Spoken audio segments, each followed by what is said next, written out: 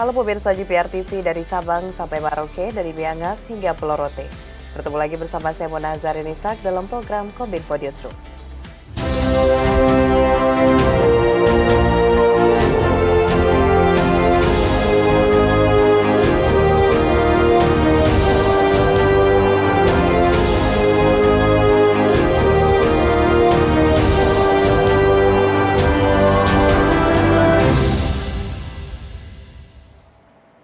Pemirsa, kita ke informasi pertama. Presiden Joko Widodo berpandangan rancangan undang-undang perampasan aset penting sebagai instrumen hukum merampas aset para koruptor. Presiden mendorong DPR segera menyelesaikan rancangan undang-undang perampasan aset untuk memudahkan proses penanganan tindak pidana korupsi.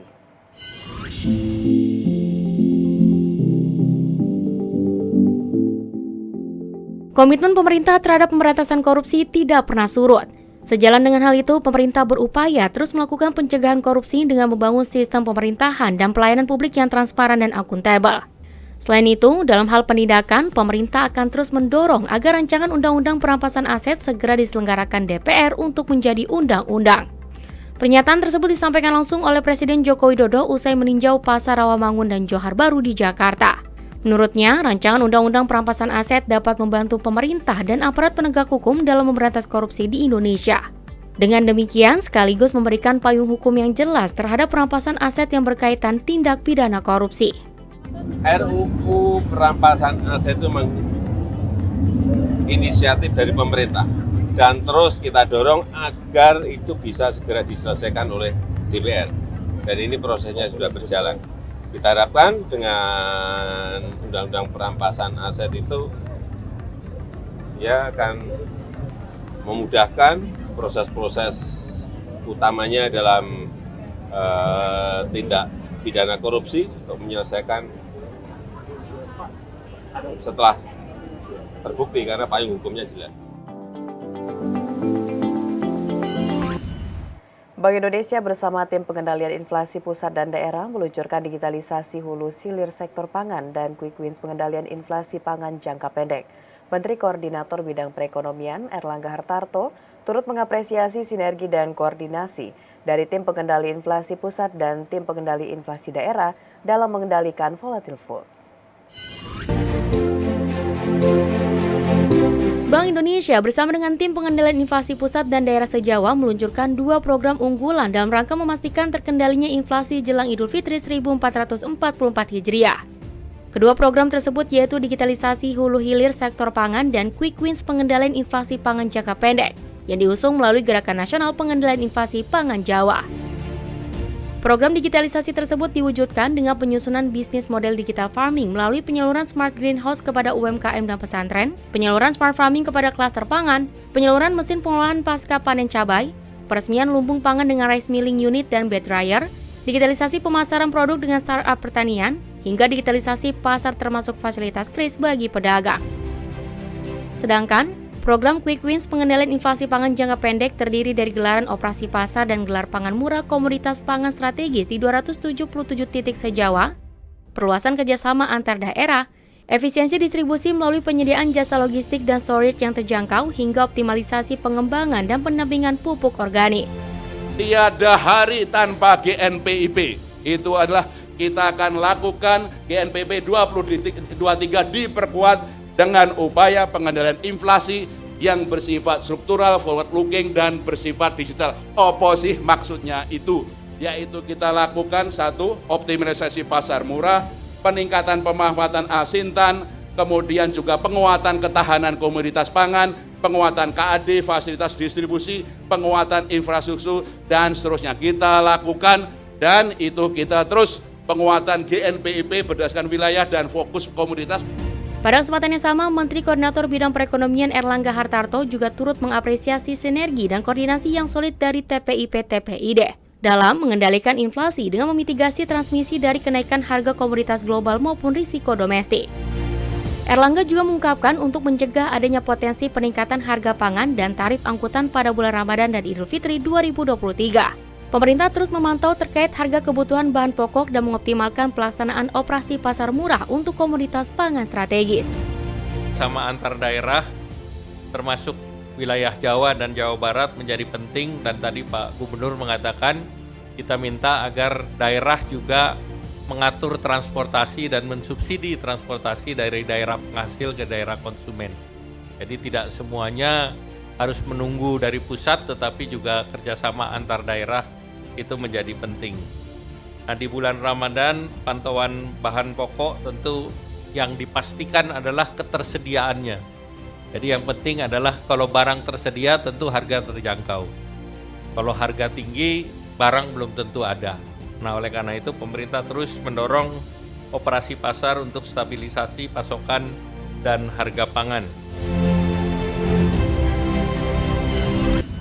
Kita ke informasi selanjutnya pemirsa. Presiden Joko Widodo mengungkapkan alasan pemerintah akan importasi beras sebanyak 2 juta ton di tengah ancaman El Nino atau musim kemarau mendatang. Importasi beras tersebut akan dilakukan secara bertahap.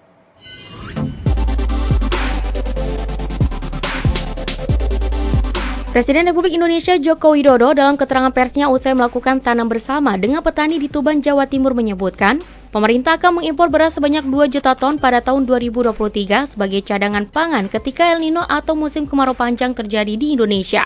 Presiden menyebutkan bencana El Nino akan berpotensi menurunkan produksi padi nasional. Oleh karena itu, dalam waktu dekat, pemerintah akan segera mengimpor beras dari India, Pakistan, Myanmar, Vietnam, dan Thailand yang nantinya akan dikelola oleh Perum Bulog Nasional sebagai cadangan milik pemerintah. Meskipun dilakukan secara bertahap, namun Presiden meminta agar importasi dilakukan secepat mungkin sebelum El Nino menyerang negara pemasok beras tersebut. Presiden juga menjelaskan impor beras nantinya tidak akan mengganggu harga gabah petani. Untuk cadangan Bulog, karena kemungkinan akan ada yang namanya El Nino, kering panjang, sehingga Bulog, Badan Pangan mempersiapkan diri dengan memperkuat cadangan berasnya. Jangan sampai nanti pas sudah musim kering panjang, kita bingung mau beli beras ke Thailand, ke Vietnam, ke India, ke Pakistan, barangnya nggak ada.